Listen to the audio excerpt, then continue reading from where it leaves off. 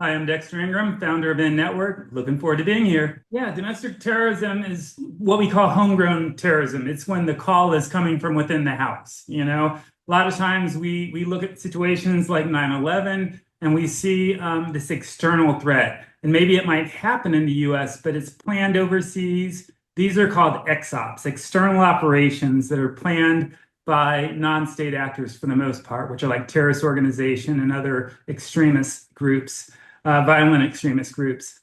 So when you look at domestic policy, you have a variety of reasons folks kind of act out on that front. You have, internal militias, you have anti-government sentiment, you have folks that go after critical infrastructure, you have folks that believe in the great replacement theory, meaning like others are coming in and taking what's rightfully theirs. You have all kind of like fear of others out there, right?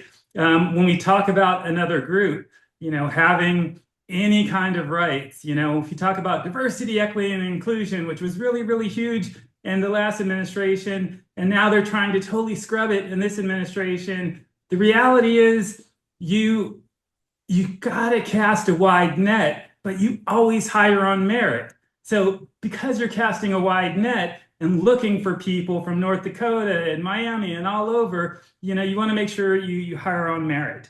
And that helps us in our fight against some of these domestic extremists.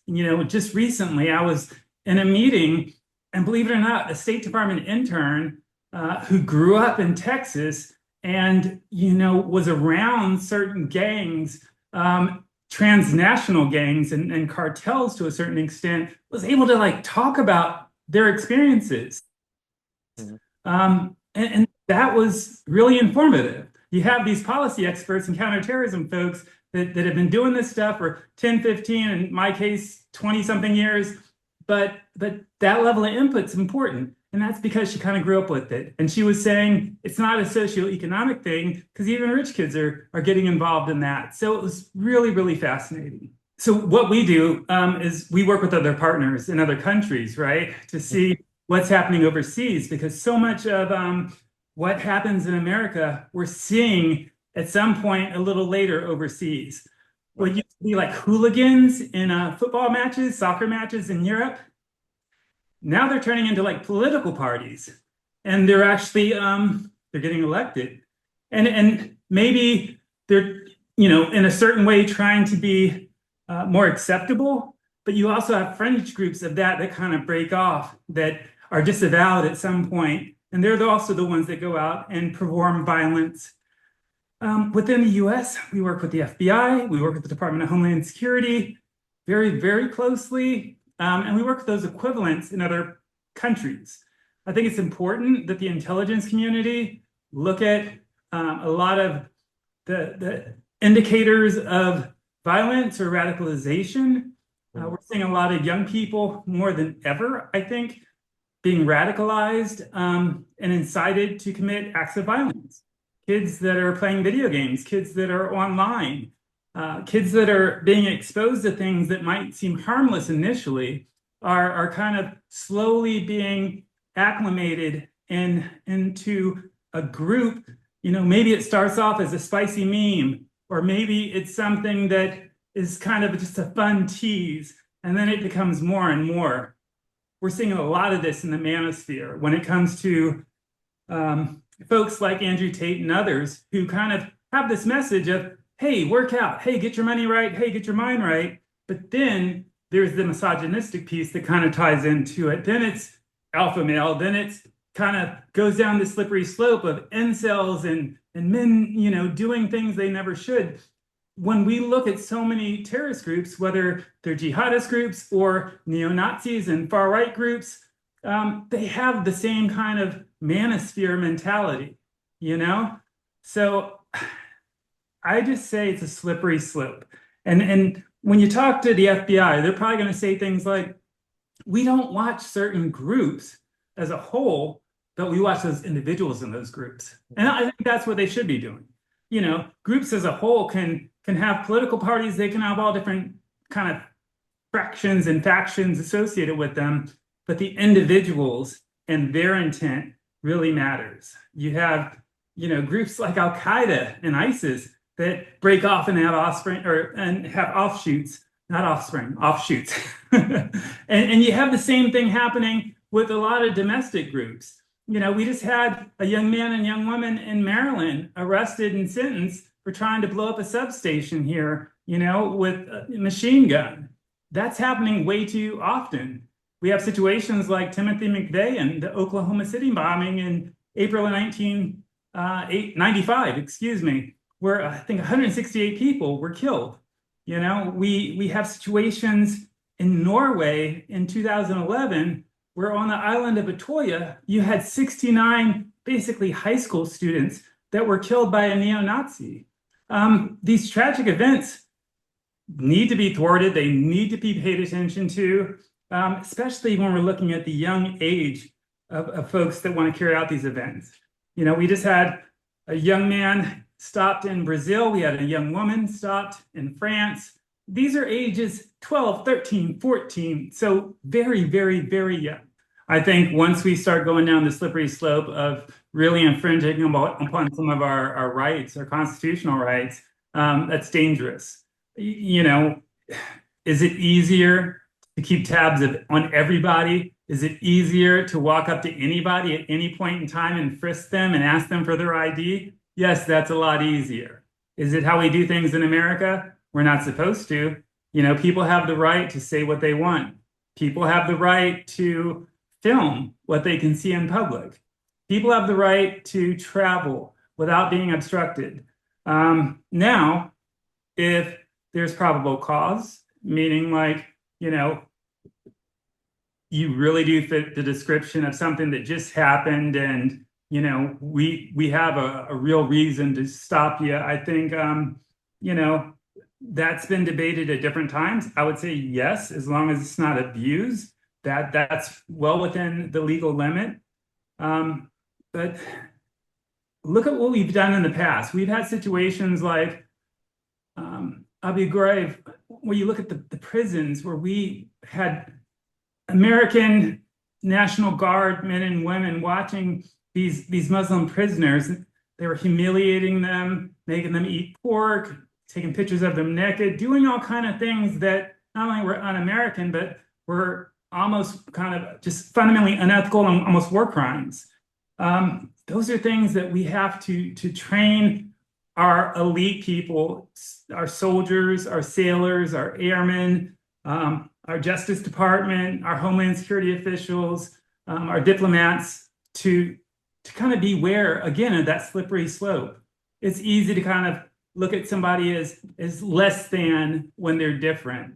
And I think that's one of the great things about America is we really do want to have a variety of different types of folks that come in with different ideas and different opinions and different experiences. We have certain private sector organizations where when people go online to learn something about some of these militias or some of these fringe groups that really are talking violent tendencies and the possibility of committing violence, they're being redirected. They're being redirected to folks who were part of these organizations in the past and really can kind of attest firsthand their personal experience. It's very similar to folks, looking for ways to self-harm. They're going to be redirected a lot of times from various algorithms online. I think that there's so many just great groups out there now. Parents for Peace, is made up of parents who have lost loved ones through a variety of different means.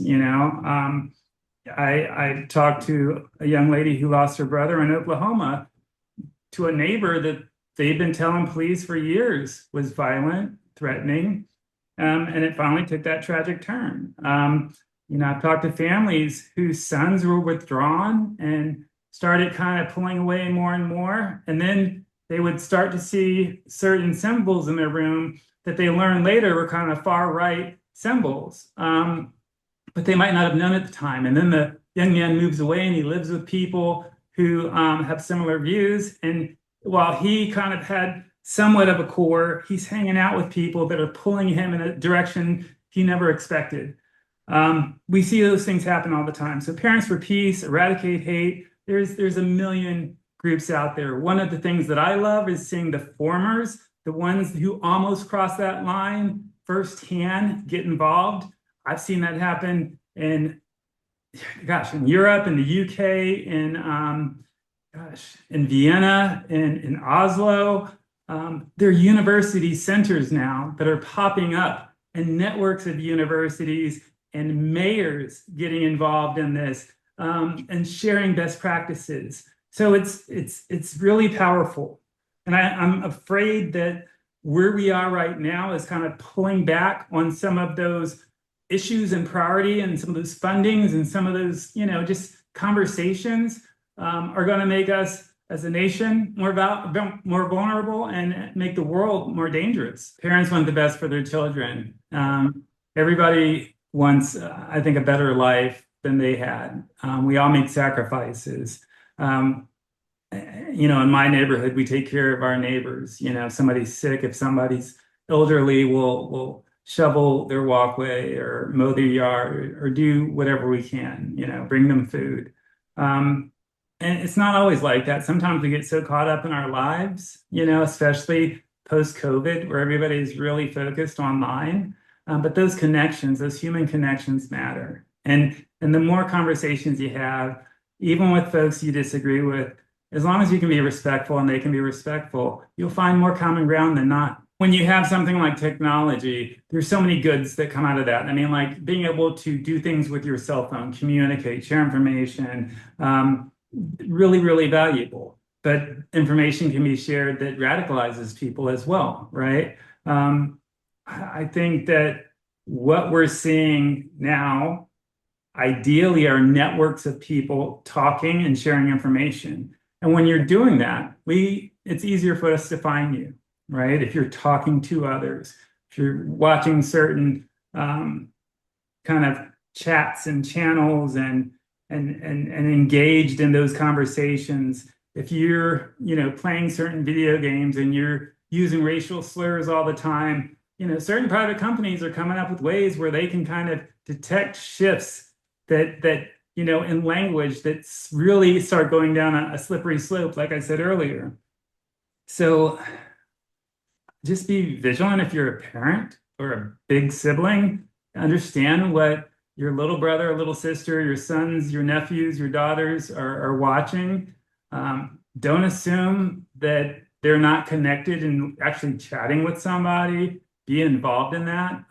There's a TV show on Netflix that was out recently, and it was about a young man, a little boy, believe it or not. I think he was like 12, 13 years old. Mm-hmm.